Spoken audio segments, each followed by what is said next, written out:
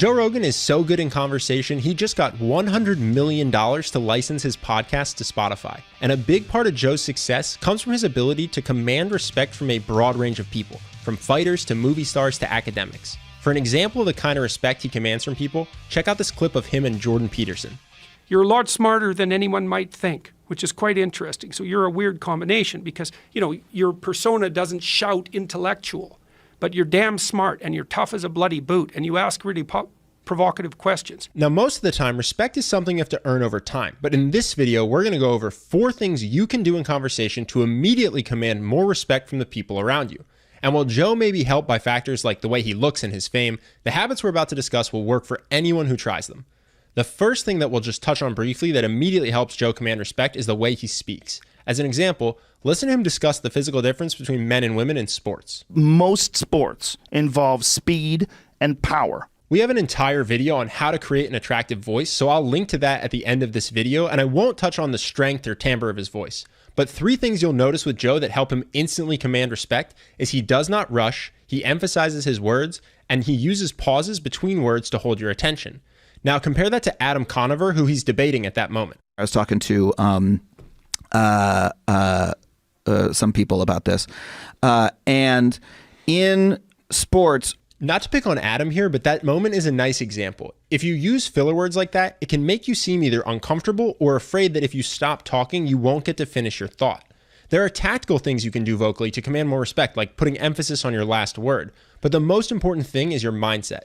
If you can remove the fear that you may lose someone's interest or get cut off, you will naturally start to speak more slowly and with more presence. Joe is able to do this incredibly well because he does not allow other people to derail him if he has something important to say. We've all known someone who regularly gets steamrolled in conversation. It makes them look meek even if they're a good person who potentially has interesting things to say. Joe refuses to let that happen if he's sharing something important to him. For example, watch in this clip as Joe confronts Jamie Kilstein about challenging someone to a fight over a political disagreement. And you said you would like to enact violence on him and kickbox with him. You know he's not skillful at it. Agreed upon. Let me tell you something. Kickboxing. That's not fair at all. Not jumping him in an alley. Even if he's 100 pounds heavier than you, if you're a skilled fighter, and you are, and you've been training for a long time. This unfazed delivery is a great way to handle it the first time someone tries to interrupt you.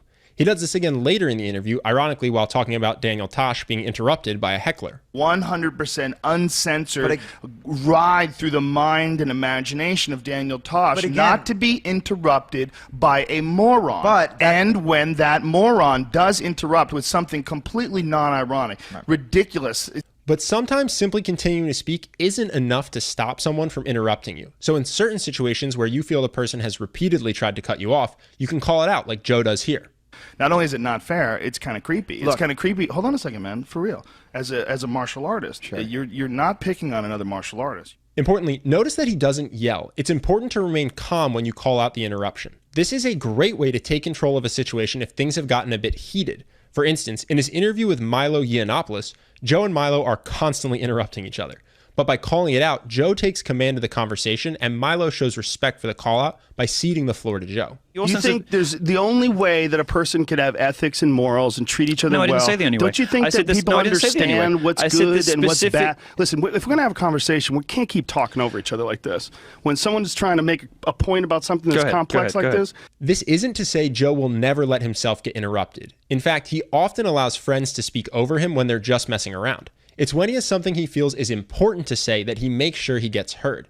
If calling out an interruption feels a bit aggressive for you, there's a third tactic you can use if you want to keep command of a conversation and avoid creating resentment. And that is to pause, agree, and then continue with your original thought. For example, here's a clip of Joe talking to Alex Jones about whether or not Google should go into China. Because China copies everything. I mean, they're intellectual copyright law. Yeah, but then they're just going to steal it better now. True. But this is what they're saying. Here's another example with Alex Jones. Notice how instead of simply plowing through, Joe pauses to say, "I believe they are," making sure Alex feels heard. Around it is they Wait a minute. We're saying so many things. Listen, I love you to death, but you say I bet you so $10 many million different humanoids things. are real. I believe they are.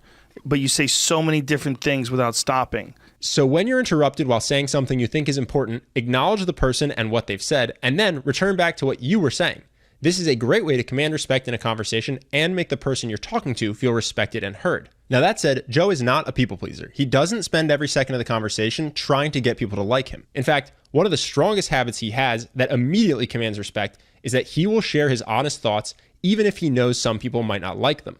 Joe explains his mindset to Jamie Kilstein after Jamie claims he can't speak freely for fear of cancel culture. And I couldn't say, that's f***ing crazy. I couldn't say... Why couldn't you say that? Because it would be fat shame. In the box that I had put myself in, I couldn't say that. I was capable of saying it. I thought it. I said it off the air. But why wouldn't you... See, this is where it gets real problematic when it comes to expressing your ideologies. Like, if you can't be honest about your actual thoughts, then what you're doing is... For your own self-esteem and integrity, you should be honest all the time. That said, there are 3 areas in particular where proactive honesty will instantly help you command more respect from the people around you. The first is your own motivations for doing things. Most people try to pretend to be more charitable or angelic than they actually are, which can come off as unlikable or try hard. By contrast, watch Joe explain why he returned to Fear Factor. The reasoning to go back to it, it's for the FU money, right? Oh yeah, 100%. Yeah, it's all for money. Yeah. This gets a laugh because of how blunt he is about it, especially since many people would pretend that money isn't the major motivator for their work, even if it was.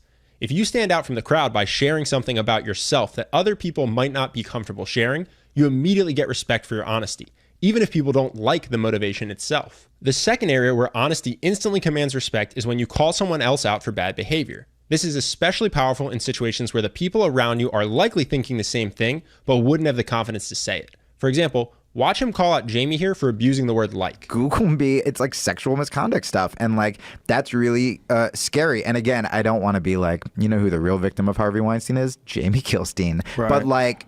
Let me just stop you right here. If you say like one more time, my head's going to explode. Oh, dude, I get comments like that. It's brutal. This clearly went over well with the audience. It's one of the top comments. But you don't want to get respect from people around you at the expense of your relationship with the person you're talking to. Joe understands this, so watch how he softens the call out.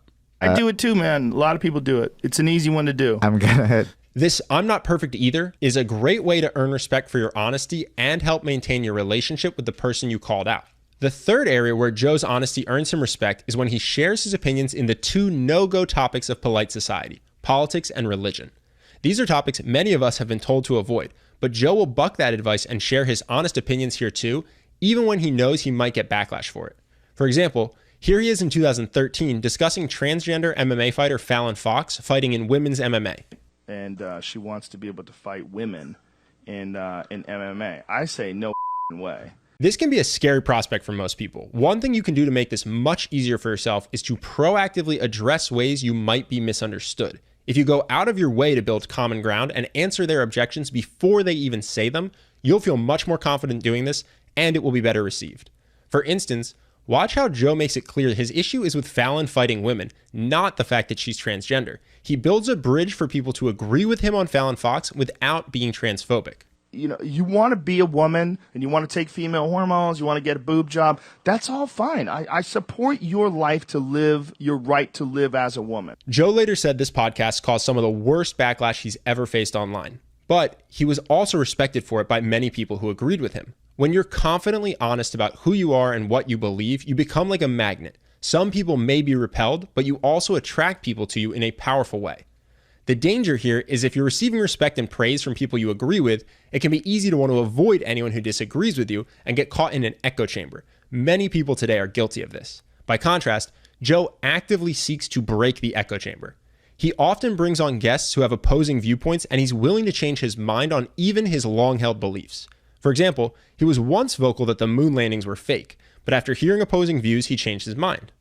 Married to like ideas and opinions like that, because they're not you, but we think that they are. They're like an extension of us, so we want to win these arguments. That's and what, we want we want to be right. I think it gets real scary when you want to be right, and then you're willing to ignore evidence that might show that you're wrong. And that's how I felt about myself. Another example is when MMA coach Firas Zahabi told Joe, who's been an athlete since childhood, that he's been working out wrong all his life.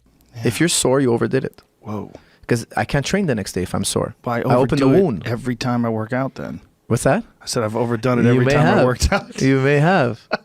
You may have. You gotta... There's a lot of people listening to this right now going, wait a minute, what? Many people would let their ego get the best of them here and try to defend the way they've been doing something their entire life. Instead, Joe just laughs. This willingness to really consider alternative opinions is one of the things that makes Joe so fascinating to listen to in conversation. And it allows him to connect with a wide variety of people from all different backgrounds and all over the political spectrum. Now, one thing that helps Joe do all of these things is that he seems to have a deep-rooted confidence in himself. If you feel like you don't have the confidence to pull off some of this advice, I recommend checking out our program, Charisma University. It's the fastest way I know to build your charisma and confidence, and it's literally guaranteed to work in just 30 days. And it's structured with a daily action guide, so there's no guesswork when it comes to learning these habits. Now, you can read all about the details in the link below, but I figure the best way to let you know what this is all about is just to let the members speak for themselves. So here are just a few of the things that CU members have written in via email or the course comments. The first one comes from a guy who got promoted to a senior position early in his career, and he says, I don't even have a bachelor diploma, yet they want me to fill this position, and when asked why, this was the answer. You have great social skills, which is rare for an engineer. You can think quick on your feet, and you are open and self-assured in your demeanor. Thank you so much for all that you taught me. You have truly changed my life, because without CU, I wouldn't have qualified for that position in a million lifetimes. Now, this next one comes from another person who started a new job, saying, I wanted to let you know that I nailed those first days at work. Everything that I needed was right there at the moment. The confidence, the energy, the smile, the positive mindset, and with all your tips from last Tuesday in mind, it just could not go wrong. And he finishes by saying, I just wanted to emphasize that what I did the previous days would not even have come to my mind if I had not discovered that charisma is a skill that can be learned thanks to your YouTube channel and university program. And this last one is a comment in the course from someone who used it mainly to improve their social and dating life. And he says, life-changing. In 6 weeks, I went from being socially awkward with few friends to the life of every event I attend. I also went from having serious girl problems to dating the girl of my dreams. Charisma University transformed me from a lonely introvert hoping to connect better with people to an energy-filled extrovert who makes new friends everywhere I go. And there are more success stories like those in the comments if you decide to join the course. If you do join, it comes with a 60-day money-back guarantee, which is 100% for any reason at all. And it's 60 days, even though the course is only 30 days, because we want to make sure that every single person truly feels like they're getting a ton of value from the course. Otherwise, you can just get a refund. So if you want to check the course out, go ahead and click the link on screen now or below in the description. We've had thousands of members go through this course and get a ton out of it. And I hope that you decide to join if this is an area of your life that you're looking to improve. Either way, you deserve to feel respected, and I hope this video has helped you. And I look forward to seeing you in the next one.